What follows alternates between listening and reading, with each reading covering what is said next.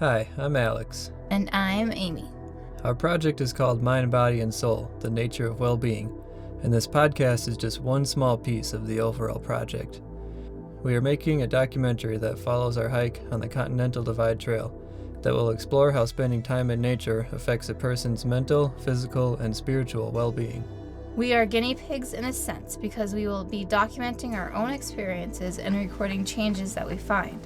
Along the way, we are interviewing people about their experiences in nature to see how they have been affected. Much of the benefits that come from being in nature are subjective, and therefore hard to measure in a quantifiable way. That's why we have turned to recording stories as a way to distribute this knowledge. Since the beginning of human culture, we have compressed valuable information into stories, and that's how we have shared wisdom throughout the generations. We hope that the stories we gathered during this project will help spread some of the wisdom that can be found in the wilderness. Episode 23, Part 1 of 2, an interview with Diana Carmella. Diana's life had become anxious and unsatisfying. When she got locked in a freezer at work, it caused a panic attack, which made her reevaluate things. She decided to go on a thru hike on the Pacific Northwest Trail, which radically changed her life for the better. To learn more about Diana, we will leave links in the description where you can find our website, podcast, and more. My name is Diana Carmella. What do you do for a living? I'm a producer for a living. All right. Yeah, doing it a couple years now. How do you like it? Stressed out of my mind. No, I was in cinematography, but now I'm really have an interest in directing. And but I say producer because I produce content for brands looking to grow themselves. So, and then I'm producing in a really big award show this year. So, producer, yeah. That's awesome. It sounds like a big deal, but it's, I really don't know what I'm doing. I mean, do any of us know what we're doing? I'm learning, nobody knows. Yeah. You figure it out as you go. I know, right?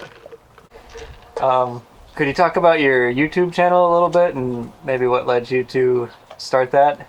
Yeah, so my YouTube channel I started, I think it was 2016, and it was, I remember it really well. It was literally the year of the biggest women's march, like in the history of the world. And I don't know, I just, YouTube has been such an inspiration for me. Like I dealt with, people call it depression, but I use the term addiction to self-suffering. And I was spiraling down this path of just being really negative in my life. And watching YouTube videos just really it really got me out of a rut. I was very inspired and moved by just seeing what people were creating. And it takes a lot of work to create a YouTube video. Like, people watch it and they really have no idea what goes into it, the amount of time and effort, and ideas, coming up with ideas. And so I really look at YouTube and what people are creating on YouTube as being incredibly inspiring. And it's a great platform, and I just want to be part of it. And in creating videos, I became very present, and because you have to think of the idea and the execution. And it was at a time where I think women creators were kind of highlighted. It was the time where women were coming out of the woodwork and, proclaiming, their femininity and, standing for something. And I felt 2016 was the perfect year to say, like, I'm going to start creating what I have an interest in.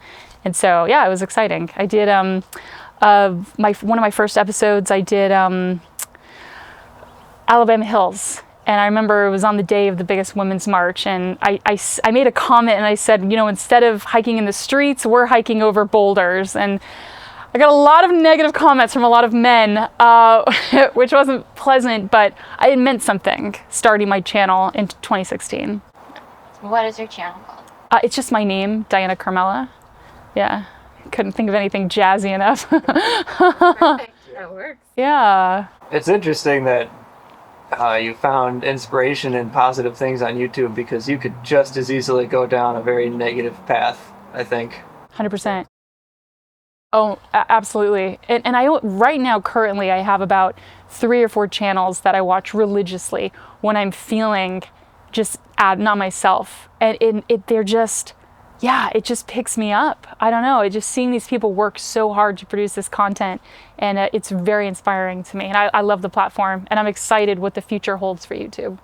Do you know what those channels are called? Absolutely. My number one is Peter McKinnon.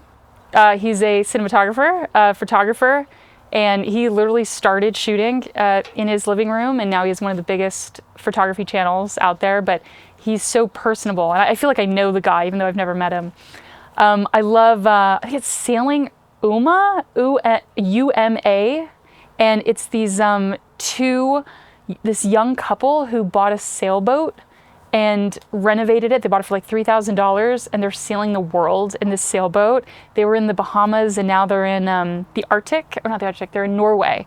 So they're just sailing around in this sailboat in Norway, and they've got the drones, and they have this incredible footage. And I know nothing about sailing, but it makes people just want to get a boat. You know, it's so inspiring just to see these guys just doing it, like going out there and like absolutely living their best life. And then there's a girl, her name, I don't really know her name, but her YouTube channel is Gains by Brains.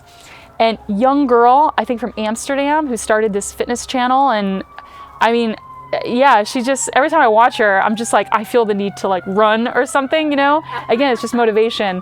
And then Nick Barr, Nickbare, he's a fitness guy, started his own fitness brand. And I started watching his videos about 3 weeks ago. And every morning for the last 3 weeks, I have ran, I'm trying to get to 5 miles. I'm at 3.5 miles. I get up at 6:45 every morning and run purely because of him. Wow. And yeah, and that's like the power of content, and that's the power of YouTube. And I'm trying to think if there's another channel that I watch like religiously. I loved Jennifer Mavis, the whimsical woman, who I'm actually really good friends with now. She did the PCT in, I think it's 2018. And she's just I can say this because she's my friend, but she's like a little blonde girl who didn't know much about hiking. And then she went out and did one of the biggest hikes in the world. And it literally inspired thousands of people. And she's just shooting this on her phone for her like niece at the time, you know? And then she turned into one of the biggest YouTubers as far as hiking. And so it's like that content is just, it's incredibly inspiring. Awesome. Yeah. Do you have a hiker's nickname? My mouth is like, trail name, yeah. I hate it. I don't even want to, my trail name is Skeeter. Skeeter. Like a mosquito? Like a mosquito, yeah, exactly. On the PNT, I was hiking through Glacier National Park, and at the time I was hiking with a girlfriend, and she's like, Diana, your face. I had 45 mosquito bites on my face. And my face was just puffed out. Oh no. And so this guy just started calling me Skeeter, you know, and I was like, that was it. I hate it. I wanted something like Athena or wilderness goddess, you know, goddess of the woods, you know, but I got Skeeter. That's all right. I got Barney. Barney? Oh yeah. I don't know, it's just as bad. I feel like it's just as bad. But that's what makes a good trail name. Yeah. It's got to be a little bit embarrassing. Yes, skeet. Oh God. Yeah, but I've accepted it. Like I've accepted my trail name. Yeah, you have to. Yeah. So you can move on with your life. Yeah. What hiking experience do you have? My hiking experience was very minimal. You know, born and raised in Los Angeles, in the Los Angeles area. I started hiking the Hollywood sign hike. I worked in like the core of Hollywood at Sunset Gower Studios for about 7 years. And after work, I would just hike the Hollywood sign, you know, 2 miles, you know, overlooking one of the, you know, most popular cities in the world. Like, you know, it was fun. And then I realized I could do more. So then I started doing Mount Baldy, which is a step up. And then I started doing, I went to New Zealand on a work trip, and I did an overnighter there. That was my first overnighter. And I was absolutely horrified. Did you go with somebody or did you go by yourself? I went with my brother. And we did part of the Root Burn track, yeah. And then 2 years later, I went back to New Zealand. I did Mount Alfred. That was my first big, like, tough hike. And then that's when it kicked in where, like, this is what I love. I love doing this. And then I came back and I did Mount Whitney 4 times over a 3-year span. And Mount Whitney was the hike that kicked my ass so hard, but it was an enjoyable ass kicking. Yeah. And when you get those enjoyable ass kickings, like something in your brain just clicks and you become addicted to it. And it's very wrong way to say it, but that's what happens. Like you like that push. And then, I did a couple hikes in Australia when I went there on a work trip, and then one in Croatia. And then my first through hike was the Pacific Northwest Trail in 2019. Yeah, that was the big one. Yeah. How did that go for you? Like, why'd I go for that one? How did it go? Oh, how'd it go? Yeah. I mean, answering that question is so difficult. It was the greatest experience of my life. Yeah, hiking the Pacific Northwest Trail and getting my ass kicked was the greatest thing that ever happened to me. Like, it was life-changing, absolutely. Greatest thing I've ever done. Yeah. But it's not for everyone. It's not for everyone, no. But it was absolutely, yeah. I didn't realize what it was gonna do, yeah. One of our questions, I think, is about like, what is your story to get into this nature stuff and to get into hiking? And it sounds like we're kind of looking for certain events or experiences that kind of inspired you to like kind of push past your boundaries, get out there. And it sounds like that was kind of Mount Whitney for you. I grew. My parents took me camping when I was a kid. I went camping a lot. Every year it was a lake, a river, and a ocean. Like we would, and then camping stopped when I got a volleyball scholarship and I had to stop everything and do volleyball for 12 years. That was my life. A guy, a guy probably got me into hiking, but I think the turning point, it's very defined. The turning point which made me want to do the PNT is very substantial. That was a moment that I'll never forget in my life. I was addicted to self-suffering. I was passing out samples in a grocery store, and I just remember I was probably at my lowest I'd ever been in my life. Just like super, I didn't know what was wrong, but my body was in one place and my mind was completely in a different place. And I didn't know who I was. I was just drifting, And I remember I did a demo in a Whole Foods in Sherman Oaks, and I locked myself in the freezer. I went into the freezer to restock one of the shelves, and the door slammed shut on me, and I went into a full-blown panic, and I was stuck in there for about 5 minutes, but it felt like eternity. And I was in this dark, cold place, and I full-blown panic, like. And then this cute man opened the door and said, "The lever's right there," but it was dark. And he came in, and I just sat with this guy, and he opened up some coconut waters, like sitting in this refrigerator in Whole Foods, and we're just talking to each other. And I just hated myself. I mean, that's the best way to say it. I just didn't like who I was. I went home that night. That night, I remember I was laying in my bed on Instagram, and I saw a photo. I'll never forget it. One of my friends, his first name's Peter. His last name I cannot pronounce because he's German. He did the Pacific Crest Trail, and he was doing the Pacific Northwest Trail, and I didn't know what that was. And I saw this picture of him. It wasn't of him. I saw this picture of his sleeping bag and his sleeping pad on this mountain ridge overlooking the mountains, and the sun was setting. And I don't know what happened. Something in my mind, something just clicked. And I was like, what is this? Like, where is this? It was in Washington, I believe at the time, right around Mount Baker, that area. And I saw he was doing the PNT. I had no idea what that was. And I learned what it was. And that second, I just became drawn to it. And I thought about it for months, every day for months. And I started to keep like spiraling down into this self-suffering, of just being depressed every day.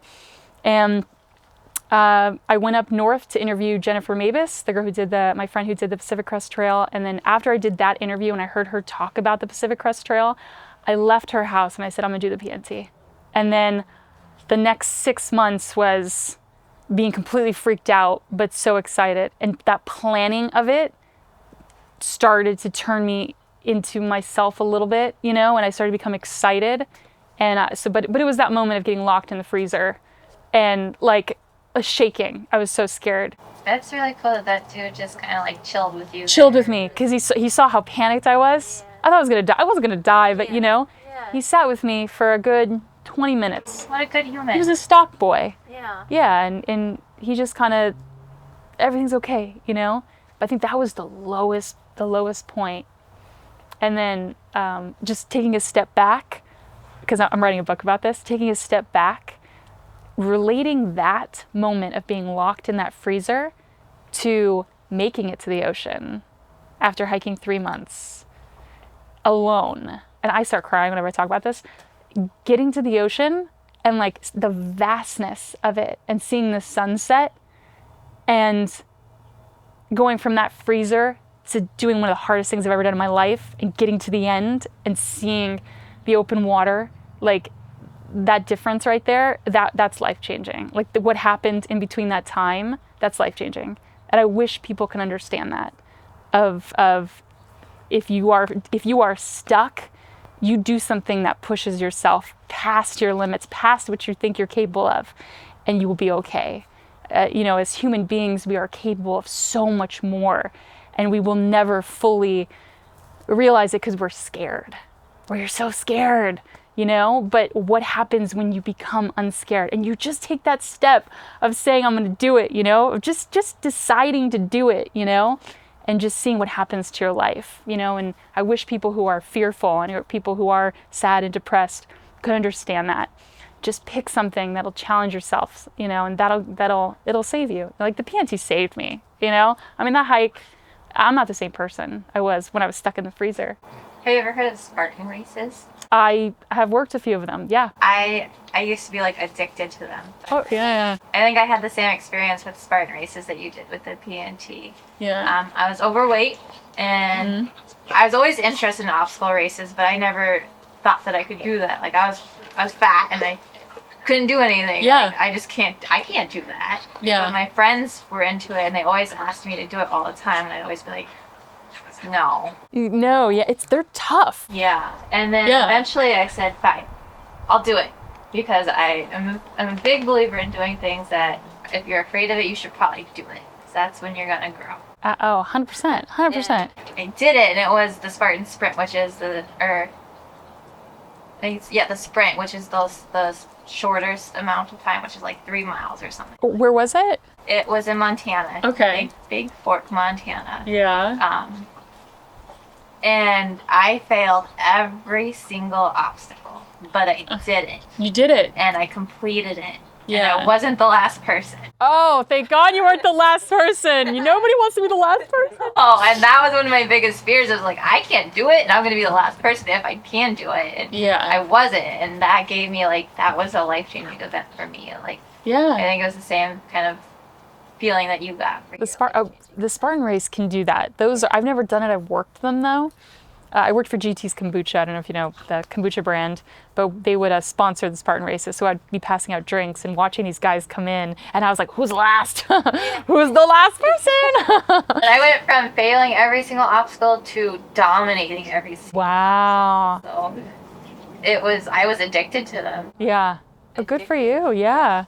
I was going to do the Ultra, which is 30 plus miles. Yeah. But then COVID happened. So I did the CDT instead. Well, that's an equal, CDT I feel like is more challenging. Yeah. I would say so too. Yeah. Yeah. But that's still, the Spartan race is a great goal. Yeah. Oh. I agree with you. Pick something and It's hard. do it. You gotta kick your own ass. Yeah. Yeah. You have to kick your own ass. It's something that is like, it's going to be horrible, but if you finish, it's so rewarding. Oh, yeah. So rewarding. Yeah, and I never expected to finish. I was going to do 100 miles. That was my goal. If I could just do 100 miles, I'll be so proud of myself. Yeah. Oh, yeah. Good job. Yeah, and then the girl I was with, she had to leave for a work job. So then I made the decision to continue on my own after that 100 miles. And I remember saying bye to her and having to spend my first night in grizzly country by myself. Oh, well, shit my pants, shit my sleeping bag. But it was amazing. Yeah. It made me fearless. That's a good way to put it. Yeah. It made me fearless. And then I come back to the real world and I'm fearless. I mean, it takes a lot to rattle me, you know? When you made the decision to do the PNT, were you aware of how hard it would be and how much suffering you would go through? Or was it just like, that looks awesome, I need to be out there? I was really scared, but I chose the PNT because I wanted to be alone. I think that year 6,000 people did the Pacific Crest Trail. I didn't want to see anybody. I think the year I did it, 30 people started the PNT. Wow. I don't know how many finished, maybe 15, maybe 10. And I wanted to be alone, and I knew it was going to be challenging. I purchased all the maps. It's 16 pages. The PNT, the map is 60. I don't know if you remember that. It's 16 pages, and I laid out all the pages on my floor in my house, and I looked at it, and I was like, there's no way I'm going to do the whole thing. There was this section called the Pasayten Wilderness, 150 miles without a town, without seeing anybody, without anything. And I looked at that section. I said, how can I skip it? How can I get around it? I cannot do that section. There's not even a flight path. That's how deep in the wilderness. I think it is one of the deepest parts of the United States of wilderness. And so I kept thinking to myself, how can I skip that section? And I just looked at the maps and I was absolutely horrified and didn't know what I was doing. But I did something that is the hardest thing for people, and that is to do it, like to make the decision. I'm going to, no matter what it takes, I'm going to at least try. I'm going to try to do it and push myself just to get to 100 miles, just to get to that Idaho border, Montana-Idaho border. Let's just see if I can do that, you know? And I showed up and I had no idea what to expect. But I was excited because I was going down such a bad route of my life, addiction to self-suffering. I just was in a place where I didn't know who I was anymore. I didn't know who I was. I was floating. I wasn't even there for conversations, you know? And so I wanted to kick my own ass. And I thought going to terrain, which I've never been to, with animals. I mean, we're talking grizzlies, black bears, wolverines, mountain lions, moose. I mean, there's snakes. There's so many things that can kill you, you know? And dealing with animals I've never even seen in real life. You know, with people I've never dealt with weather patterns. The Pacific Northwest has their own weather pattern. I grew up in Los Angeles. It averages like 80. You know, the Pacific Northwest is like, you don't know what's going to happen, especially in the Olympics. So I'm going into a world I know nothing about. But I did it. I was like, I'm going to do it, you know? So that's the hardest part, is just showing up and trying, you know? So, but I was horrified. I was to answer too. your question, I was horrified. Yep. Yeah, it's scary. Before I did the PNT, I had a lot of day hiking experience and a lot of like single night kind of car camping experience. Okay. But almost no backpacking experience. Yeah. So I was like getting way in over my head. Oh yeah. And yeah, the closer that it got to the time to start, the more like panicky I felt too. Yeah, panicky. And yeah. I remember the car ride to the train station, because I took the train to East Glacier. The car ride to the train station, I had like a little bit of a panic attack. You did? You did? See, it was easier because I started with somebody. I started with a girlfriend. So me and her were cracking jokes. And then we did in Glacier National Park, we did the safety course, which is 20 minutes, and they told us bears were pulling hikers out of their tents, and we're just like maybe we should catch a flight back. And but Jordan Sessions, who I started the hike with, she's just one of the most fit human beings. I knew she could handle it, but it is mental.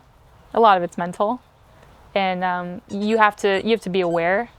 You have to be aware of everything. The mindset or the transition that you go through coming from LA, kind of coming from this lifestyle to being in the wilderness, is there much of a shock, or were you kind of used to this stuff already from previous experience? Yeah, coming from LA and starting the hike in Glacier National Park, I sort of felt like a tourist because at Glacier National Park, there's people. You see people. So we were kind of eased into it. It wasn't until Jordan left and I was alone. I truly believe in other lives. We've all lived other lives. I believe in another life I lived in the woods, and the adapting to being out there every single day came very naturally. Like I felt at peace, which is weird because I don't spend a lot of time in the woods, hardly any time. And I felt very much at peace. I felt like I was back where I should be, and I truly felt. I call her Mother Nature. I really felt like she was looking after me.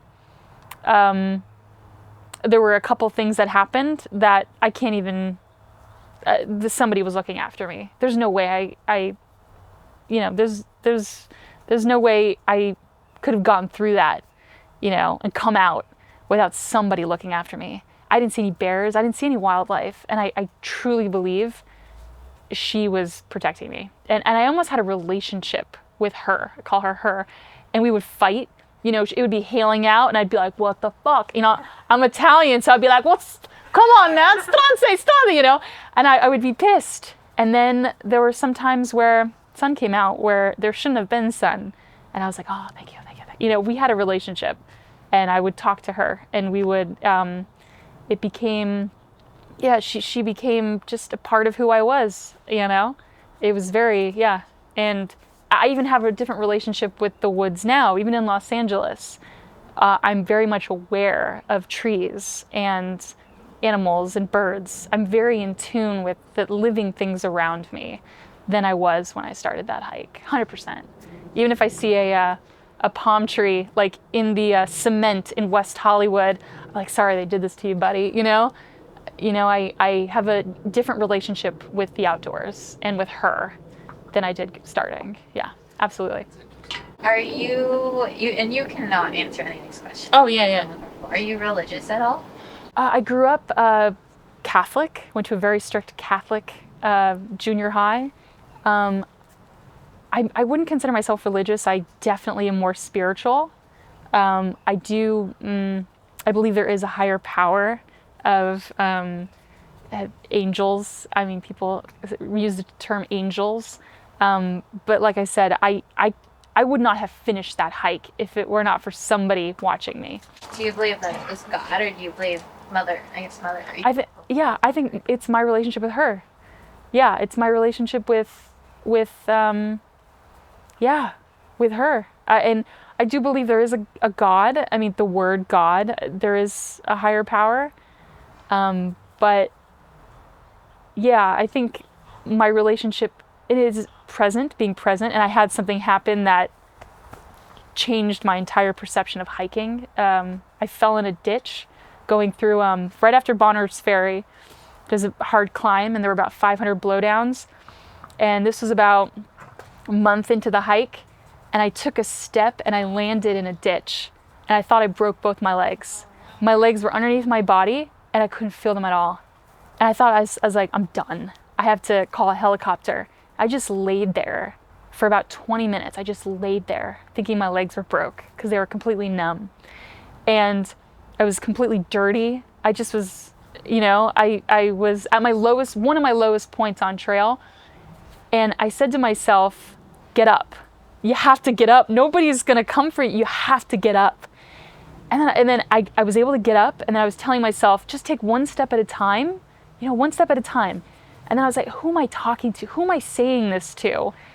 And then in that moment, everything just kind of came together. And my mind and my body were so disconnected, in LA, passing out samples at Whole Foods. It was so disconnected. When you go on a thru hike, your mind and your body have got to team up, or you're not going to make it. When I can't see water and I'm out of water, you have to close your eyes and you have to listen, and you'll hear it. You'll hear where the stream. You have to be mind-body connection has to be so strong, or you're not gonna succeed. If you're disconnected, you're gonna get eaten. You know, you could die. You have to be present. So it really taught me to be very, very present, and that relationship with Mother Nature. But yeah, I believe there's a higher power that made me realize that, you know, that says this girl needs some help. Let's help her get through this.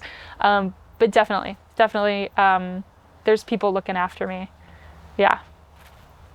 There was one other time, just after Glacier National Park. It was hailing for 2 days, and I was freezing, absolutely freezing, and like I was soaking wet. I was freezing, and I just needed some sun. Just for a second, I just needed some sun, and I got really depressed, and I put my head down on my trekking poles, and I was just swaying as this hail was just hitting me from the back of my head.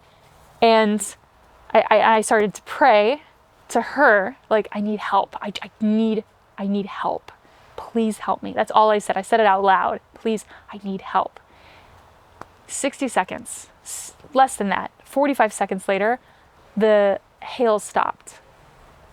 And it was like a scene from a movie. I picked up my head and I looked around, and the hail turned into mist. And then I saw about 7 feet away a beam of light that just shot through the trees. And I went over there and I put my face directly in the middle of that beam so I could feel the heat on my face. And it was like steam coming from my face because I was so cold. And I just felt this line. And then I just closed my eyes and I sat in that for about 30 seconds. I opened my eyes. There were thousands of beams of light coming through the tree, thousands of them hitting through the mist.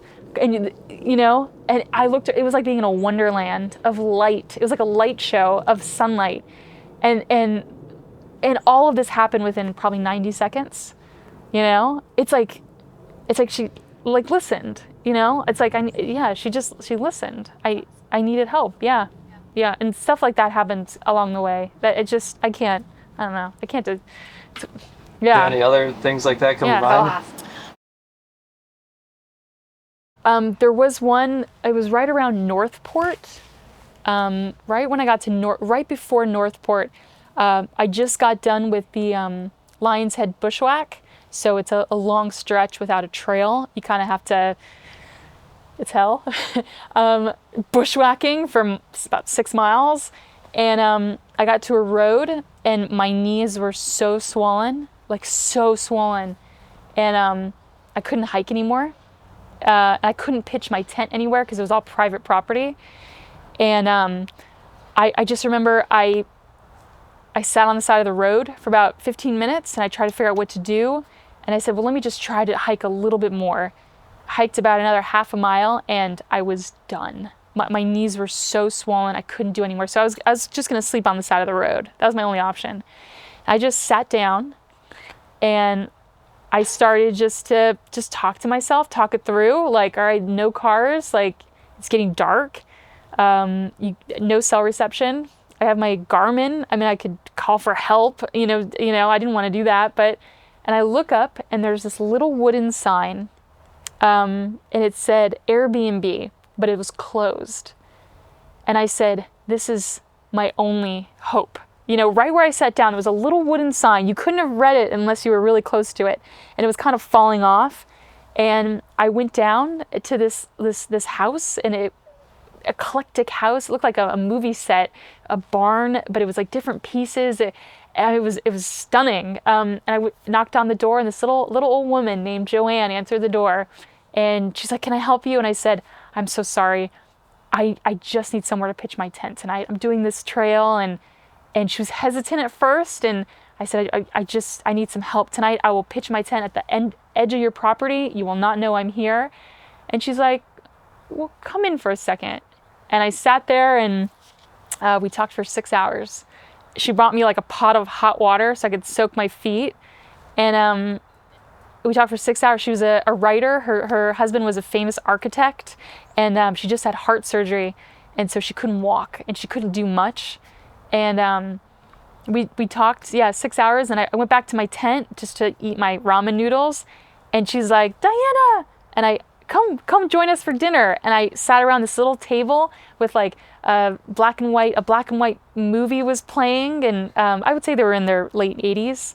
And she made me dinner, and I sat with her and her husband in this little table. And, you know, he was a famous author, lots of Civil War books. And he was telling me about Civil War and history, and Bud and Joanne. And they saved me. They saved me. I mean, I was a nobody to them, you know.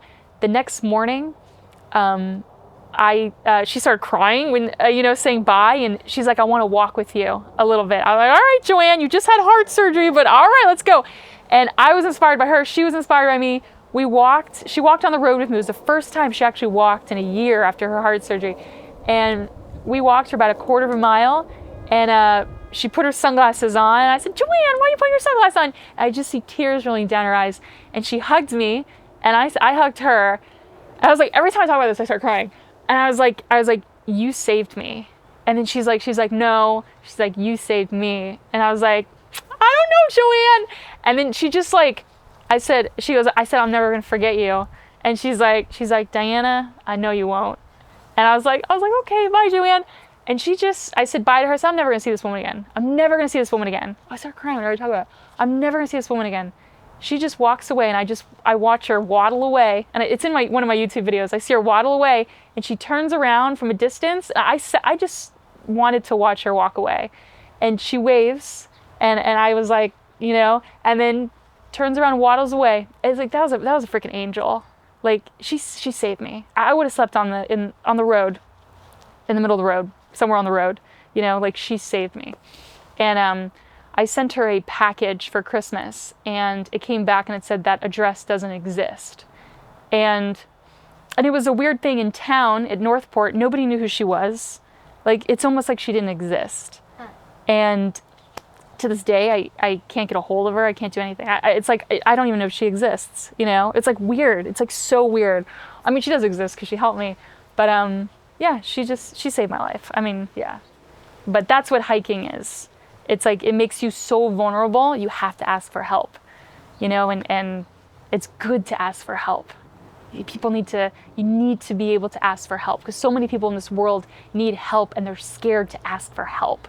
But when you can ask for help, like, and somebody is able to help you because they feel good about that, like, that's what life is. That's what it's about, you know? And so, yeah, Joanne. That's powerful. Girlfriend Joanne. I learned a very similar lesson on the PMT, yeah. that it's okay to accept help, basically, because people are offering it all the time. And I'm That's a like, huge no, one. I can do this. Like, I came out here to do this by myself, and I don't need your help. That was kind of my attitude in the beginning. And then I went through a few situations. I remember one time, I think this was Medellin Falls. Yeah. Somebody offered me a ride into Medellin Falls, and that would have meant skipping 3 or 4 miles of trail. And I'm like, no, I don't want to do that. So I turned them down, and then I walked the trail, which ended up being like 1 mile of trail and mostly highway walking, which I didn't realize. And it just sucked. And I got into town like really late. Everybody else was already in town. And the whole time I was just like regretting not taking up that ride. Yeah. And then after that, I just kind of accepted, like, it's okay to accept some help. You know what? You are so right. It is so hard to accept help. Yeah, I mean, I think maybe That's people what think it's a sign of I weakness. perceived it. And I could see when I turned that guy down, he was hurt. Like, he wanted to help me. Yeah. Oh, yeah, I had so many people that wanted to help me. And in the beginning, I was turning him down. I said, no, I'll walk the extra 10 miles. I don't need a ride, you know? But yeah, people, yeah, I got sick one day at Feist Creek, that little, I don't know if you stayed at that lodge. Yeah, I still don't know what it's called. Yeah. I stayed there. Yeah, and then there was this gentleman there. I lived in a trailer behind the restaurant. Glenn, I got to know him.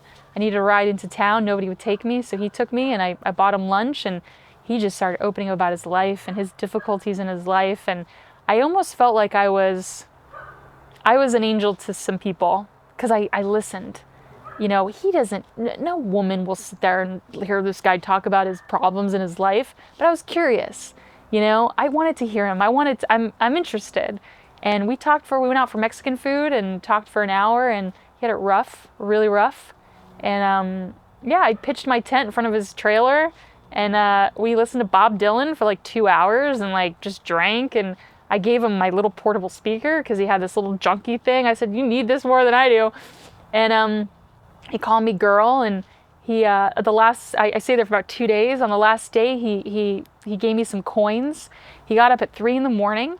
to put some quarters on the train track so the train would run him over.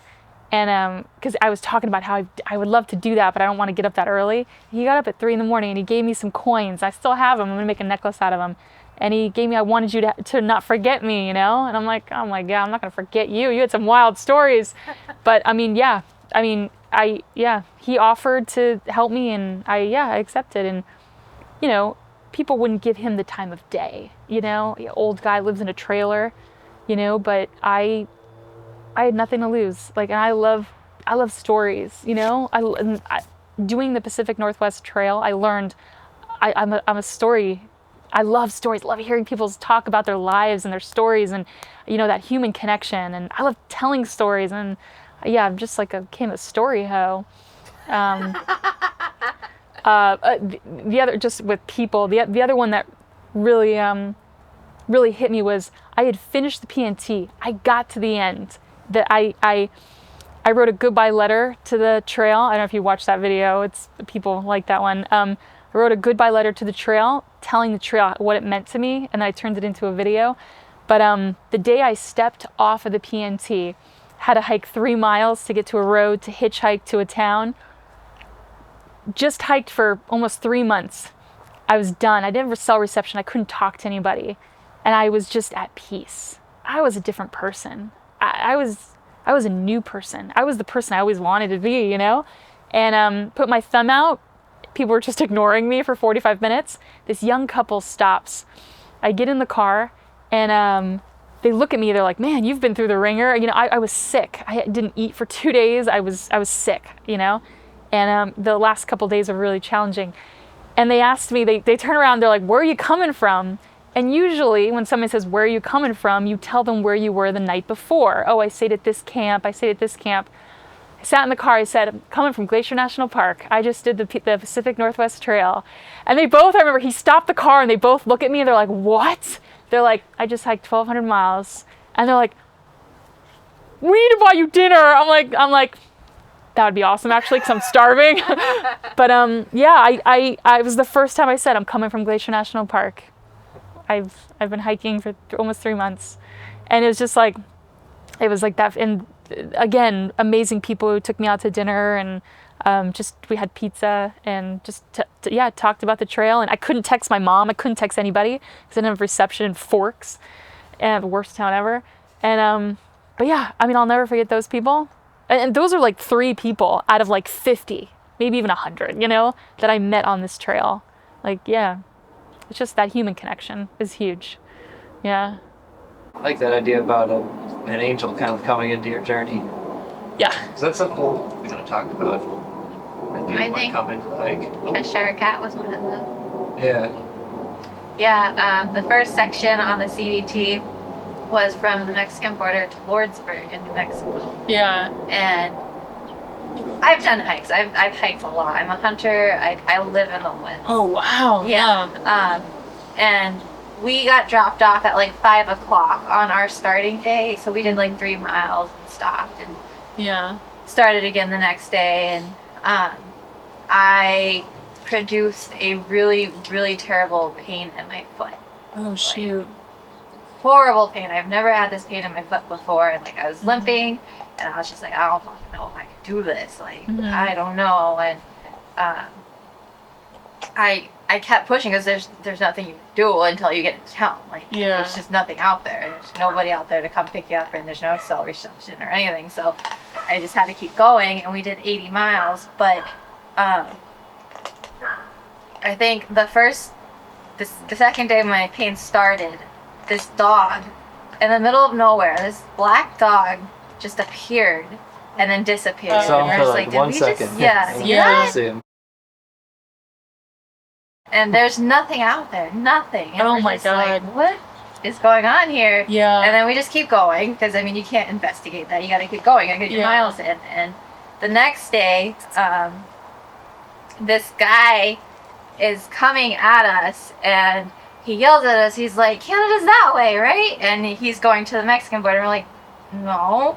Oh my God. And we're like, it's that way. And he's like, oh. And then he runs off and disappears, just like disappears. Really? Yeah, and we're just It was like, weird. what the hell? Oh my What just God. happened? Like, Yeah. what happened? And then the next day was probably one of the worst pain days I've had. And we hiked into like midnight or something that night because we had to get to water. Yeah. And like we lost the trail and we're zigzagging around. And I was like, Alex, I can't zigzag around right now. My feet are fucking killing me. I cannot do this. So he kind of like tried to find the trail, and then I finally like followed him to where he knew where the trail was, and we just laid down next to the road, and we set up our camp and everything. And then the next morning we woke up, and Alex told me we had 3 more nights, and I thought it was 2 or something like that. I have no idea. Figure that out. Yeah. Correctly. We didn't have enough food for the rest of the section, and I was pissed. I was like, you told me we had 3 nights, and I should have been paying attention to the mileage and the days and the nights and stuff, but it wasn't. I just trusted what he said. And we only had enough food for 2 more days, and I was pissed. And we were just sitting there, and you could cut the tension with a knife. Like, we were just like, fuck. And then these people come out of nowhere. Their names were Pax and Tracker. And he just starts talking to us, and we were like, I mean, we're not going to be rude, we're going to be talking to people. And he starts talking to us, and then eventually it comes out, and Alex is like, we just don't have enough food, so we don't really know what we're going to do. And he was like, oh, this guy I'm hiking with, his name's Tracker, he's like 10 minutes behind me, 20 minutes behind me. He's carrying too much food. Oh, wow. Yeah. And we're just like, really? And he was like, yeah, he'll probably give it to you. And then as soon as he sees him, he's like, hey Tracker, how much food you got? And he's like, too much food. Oh my God. And so he loaded it all off on us, so that solved that problem, but I was still in a lot of pain. But getting the food gave me motivation to keep going. And so I was like, well, let's just keep going. And we just keep going. Crossed the road. And as soon as we're crossing the road, this like psychedelic van comes out of nowhere. And this crazy guy that we saw the day before, and he's like, you guys want some fruit? And like starts cutting up fruit and stuff, and he like gives us fruit, and he has his dog with him, so we had dog food, because we ran the dog food too. We didn't have food for the dogs. And like he just like saves the dogs' lives, and then he was just like, Told him our position. Going off. And everything. Wow. And so he like just went into the spiel of like why we're actually out there. Like he had no idea why we were out there. And he just starts talking about like all these connections and like the things that we were looking for. It was just word vomiting it the whole time. Like, I started crying and he started crying, and it's just like, you have no idea what this means to me. And he was like giving me details and I don't know the word I'm looking for. Ways to get through the pain and stuff, and I used those things to get through the pain, and I finished the section. Well, pretty much finished the section. We like got a mile, 5 miles Showed up right again in at the from him again. And he did that a few more times. Like that's awesome. He just showed up at the exact right time. I needed him. Yeah, it's like it all works out. Yeah, you gotta just let go. I mean, that's the biggest thing. You let go to the experience. It all works out. Worst case, you got a Garmin, right? Need help? Come, bring Del Taco. You know, I always thought that the worst thing is, all right, I got to call Chopper to come get me. It's gonna be embarrassing, but my mom's gonna be pissed. But I mean, that's the worst thing, you know. But you got lucky. I mean, we got so lucky, and he came into my life the exact moment I needed him every single time. And then we were in Denver, because my mom lives in Denver, and the trail goes basically right by Denver, so we were staying at my mom's house, and he texted me out of the blue, and I was just like, holy fuck, you did a lot for me, like you've changed my life a little bit. And he was like, you did the same for me. And I didn't get exactly why I changed his life, but it's definitely a give and take relationship. 100%. And you just got to be open to giving, and you got to be open to receiving. I have a huge issue with receiving, so I learned that midway through. I ran out of water. I Going through the Lion's Head bushwhack, I slipped and one of my bottles fell off a cliff. And I was down a water bottle and I ran out. And I got to Baker Lake. And this woman, I was sitting on the beach trying to figure out what to do.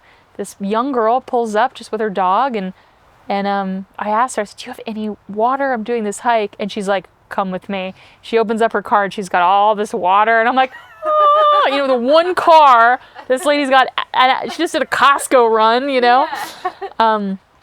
Baker Lake was really interesting too. It's this incredible lake. Is it in Idaho? The lake Baker that I'm Lake? thinking of is Washington. Do you remember?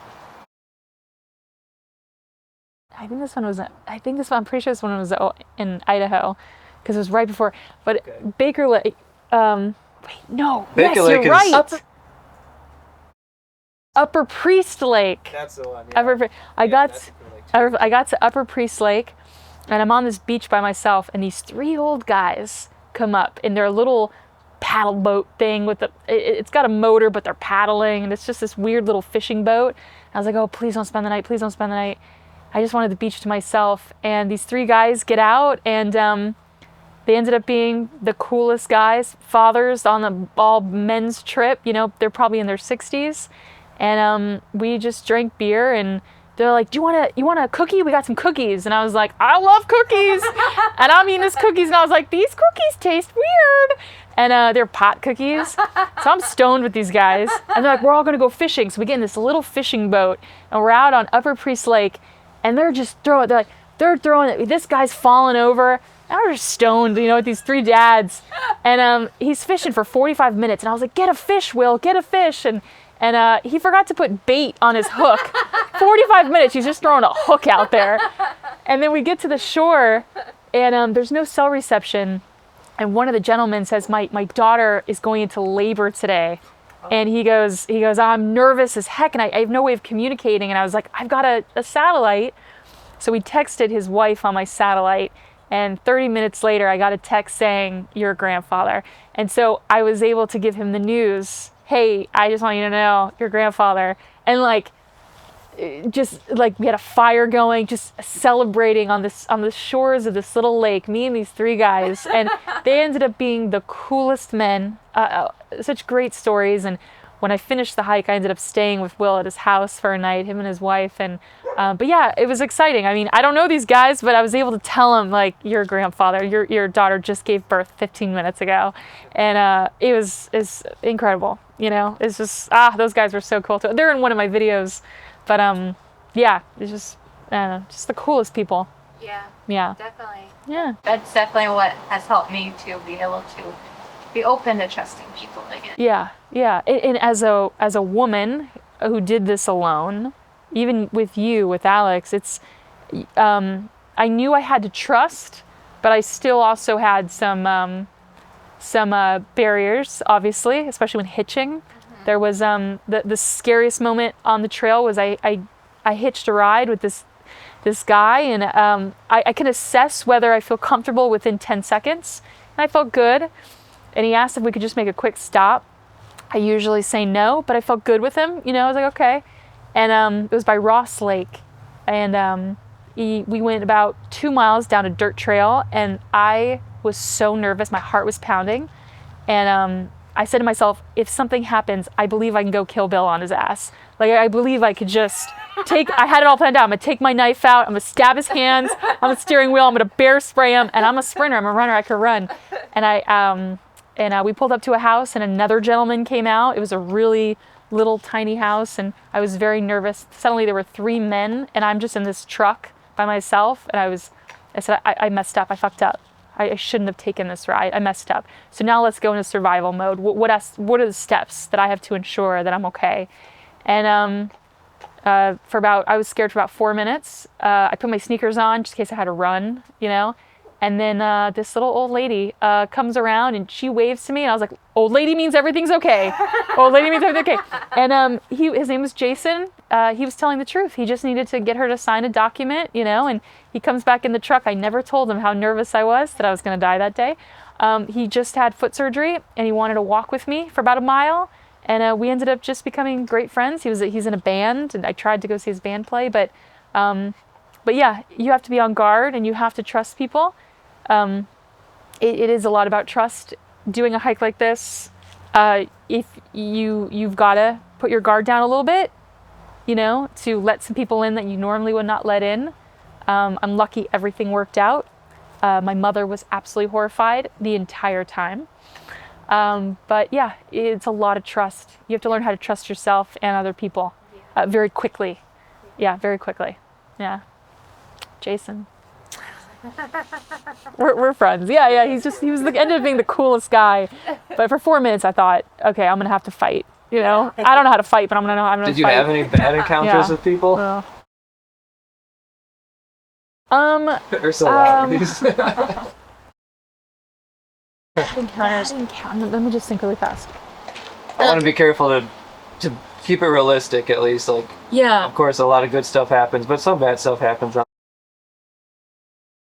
Yeah, probably a hitch. I had a guy who was definitely drugged out on something, and he was yelling at me, "Get in the car! Get in the car! Get in the car!" And I was like, "No, thank you. You know, I don't think so." I should have been like, "Okay, this could be fun." Yeah, I had one guy who was yelling at me to get in the car, and he's like, "You're just scared. What are you scared of? What are you scared of?" I was like, "Well, if you tell me I'm scared, then I'm gonna be scared." But yeah, I had him yelling at me, following me down the road for about a half mile, like yelling at me to get in the car. And then, I mean, for the most part, everybody is really nice. At the very end, I was 2 miles from the coast, and I was starting to get full of emotion. I just wanted to get it done. I wanted to get there because I was sick. I had trench foot pretty bad, and I needed to get to a doctor. And so I just wanted to finish, do my 4 days up the coast and get out. And I had a hunter, a gentleman, swing by with his RV, and he's like, "Girl, where are you going?" I was like, "I can't explain. I got to get to the coast." He goes, "I'll give you a lift." And I was like, "I got to walk this last couple miles. You don't understand, sir." And he asked me for a question where I had to come to his vehicle. And, he's like, basically hitting on me. He was probably about 60 to 70 years old, big guy, hunter with a beard. And yeah, I would call it mild harassment. Like, I'd like to take you out. Like, I'd like to take you out. I'd like your number. He spoke like that. And I was like, I'm not going to give you I'm like, why would I give you my number? At this point, I am so full of, I'm fearless. I just hiked almost 3 months. I'm fearless. The old Diana would be like, "I'm going to give you my number just so you leave me alone, you know?" I'm not going to give you my number. And he's like, "Give me your number. I think me and you could have a really good time." And he started just to start being a little aggressive. I said, "I'm not going to give you my number." And then something clicked, and he goes, "I'm a hunter, and we go hunting. I'm going to take you out somewhere really good. I'm going to take you out. Like, just give me your number, girl. Just give me your number. I'll take care of you. I'll take care of you." And I'm like, "What the?" And so I'll never forget it. I walked over to him. I'm vegetarian. I walked over to him, and I said to him, I said, "Mister," I said, "I don't associate myself with Bambi killers." And I don't know where that came from, but I was like, "I don't associate myself with Bambi killers." And he's like, "What?" And I was like, "Have a nice day." And I just literally walked away, made it to the end, bawling my eyes out, and I was fearless. But yeah, I had some men be very aggressive in a vehicle, wanting me to get in the vehicle. That happened about 2 or 3 times. Yeah. But yeah, I'm just like, you don't mess with me because I'll hurt you. You know, I'll really do some damage to your body. Like, you don't want to mess with me because of that fearlessness that trail injected in me. Yeah. I wish every woman could go on a through hike. I wish every woman could experience being alone in the woods, even if it's for a week, you know? Yeah. Because you'll come out of it just like I walk around LA now. Like Walmart is a scary place. I am more scared walking around Walmart than I am on trail, but I'm fearless now. Yeah. It's like, you don't want to mess with me. It's a bad idea. It's a really bad idea, you know? Pull out my bear spray in Walmart, just spraying people. Anyway, I'm more afraid of walking around in cities than I am in the wilderness. Yeah. Part of that is just because I've never really lived in a big city, and it's just unfamiliar to me. And I don't quite know how things work here. Yeah. I know how things work in the wilderness. It's an adjustment. Absolutely. Yeah, I walked into a grocery store. I was starving for like 3 days. I ran out of food in the Olympics. And I walk into a grocery store, and I'm still to this day, I'm like, there's so much food. We have so much food in this grocery store. And I remember I just sat in the fruit section. I grabbed some bananas. I just sat down and started eating bananas because I at that point I'd lost about 20 pounds. You know, I just needed something. But yeah, I'm very grateful for food now, and like going into a grocery store and seeing food. Still to this day. Yeah, I remember that early on in the PNT, probably a couple weeks into it. I think we were in Eureka. Going into the store there, and I just wanted to like get a drink or something. It's like, too much. Just be satisfied, because you always think, oh, what if I pick the better option or something? You get like a drink and you leave the store as, I should have got the other one. Yeah. I think people are, hiking, you live very simply. I mean, that's how it should be. You know, we're human. We're made to walk. We're made to be out there. We're not made to be here in a city. So you feel like at home.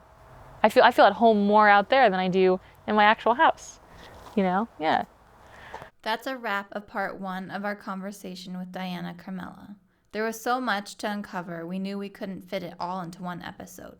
Stick around. Part 2 is up next, where we dive even deeper into her life and her incredible journey on the PNT. And don't forget, to learn more about Diana, we will leave links in the description. If you enjoyed this podcast, don't forget to subscribe, where you'll find a lot of videos that have similar themes.